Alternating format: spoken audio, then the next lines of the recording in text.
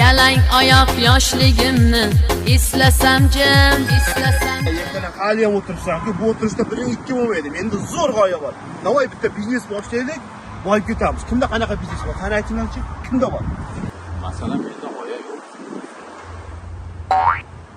Shuni qimirlatma boshim aylanib ketadi. Menda ajoyib g'oya bor. Navoiy bitta italyanskiy restoran ochamiz. Italyanskiy restoran? Uchun oshpaz kerak-ku, shirin ovqat qilish uchun.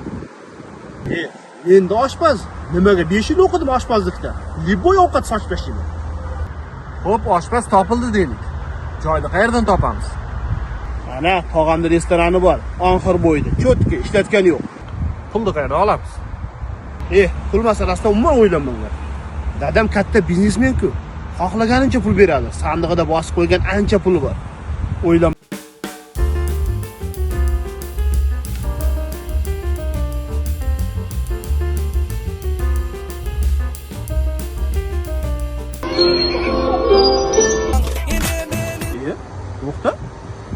To'xta ekan. G'oya meniki bo'lsa, oshpaz o'zim bo'lsam, joyni tog'am berayotgan bo'lsa, mablag'ni dadam berayotgan bo'lsa, ikkovi menga qo'y keraksan. Bor. To'xta.